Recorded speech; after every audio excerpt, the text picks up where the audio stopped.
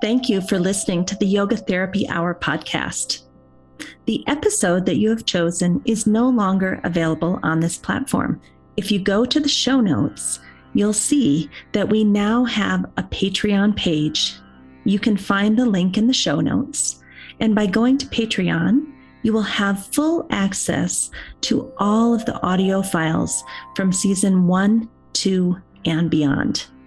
We appreciate your support on Patreon. It will allow us to bring you more content in audio, video, and written form, as we hope to expand into transcripts for each and every episode. We appreciate you, and we're so happy that you're willing to support us. Thank you so much. Sometimes I think we lose our way. We get so involved in trying to share it that we actually become unhealthy. We're driving all over town to 4 different clients in a day, not doing a full practice first thing in the morning. Then there's this weird disconnect where you're trying to teach others, but you're not doing it yourself. This is violence. This is himsa. This takes us away from the truth that we are. And next time if we are talking to someone and saying that it is important to take rest, but if we are ourselves postponing the sleep pressure and not living our life with awareness, I think there is a disconnect.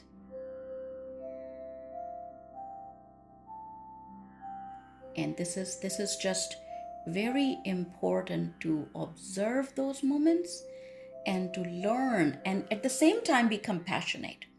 We learn about something in a training or in a workshop, and we expect that right in this moment I get everything, or tomorrow as soon as or after 100 hours, 200, 500 hours, when I receive the certificate, by this time I should be proficient. That is not kindness. These kind of learnings take lifetime.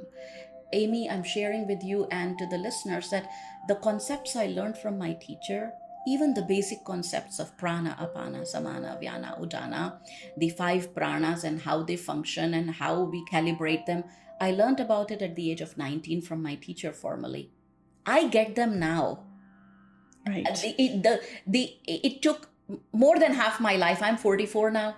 It was 19 when I studied it. It took more than half my life to really understand what these words means. And maybe you will learn faster, but I'm just saying that it takes time and it takes consistent dedication and sincerity to keep moving and not get overwhelmed by the overwhelm. What I hear you saying is we can learn these things intellectually. We can all learn about prana, apana, samana, vyana, udana. But when do we feel in our bodies how a pranayama affects one of the vayus? How do we sense and feel how those asanas are penetrating the gunas? Like this takes time and maybe lifetimes. Yes. And I think that idea of having self-compassion, I think we all want to live in sattva. We all want to be free of fear. We all want to feel joy. And there's bills to pay, and our brother is mad at us. And, there's so many things that come up. We have ample opportunities to practice all of this. This is important. We always chase a positive experience. I think the attitude has to be positive irrespective of the negative experience. I remember every single teacher that I've studied with, I have experienced this breaking down of me in tiniest of the pieces. When your ego is kind of shattered in tiniest of the pieces that you just study, and I'm okay. I'm absolutely okay to be broken as many times as it takes, because I know there will be this opportunity to regather myself and to empower and to be empowered with those learnings.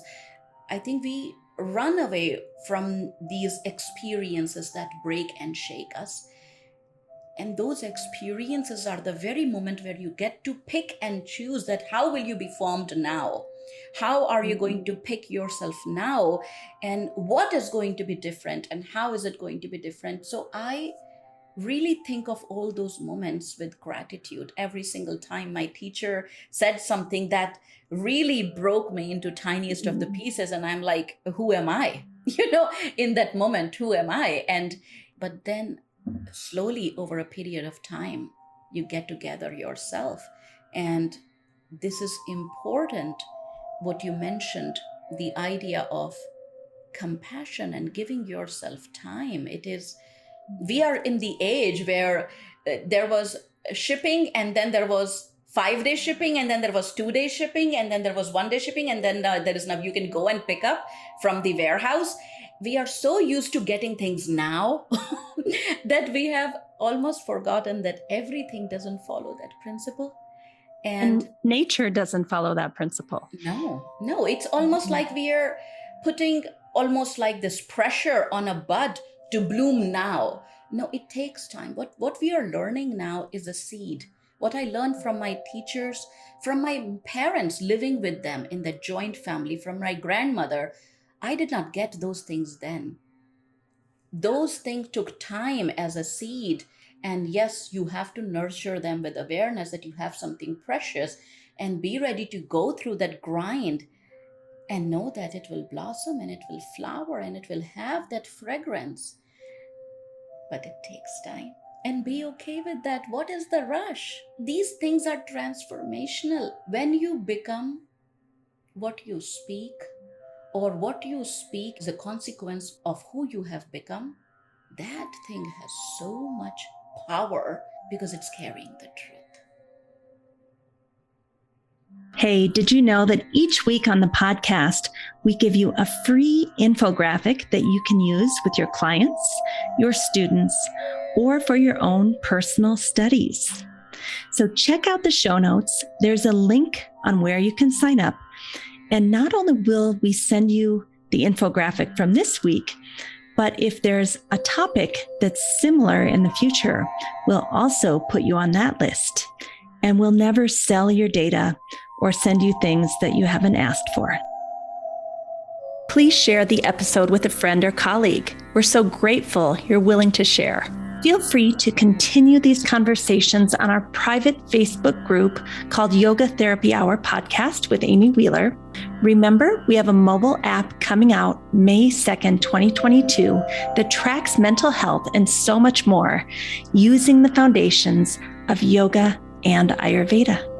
The Gold Zone ebook is coming out May 2nd, 2022. This book will help you to create more joy, freedom, meaning and purpose in life, and find deeper connections to yourself and others. Our goal is to help you feel less anxiety, less depression, less chronic pain, less insomnia. And I think you'll find this pair, both the book and the new app, will help you do just that.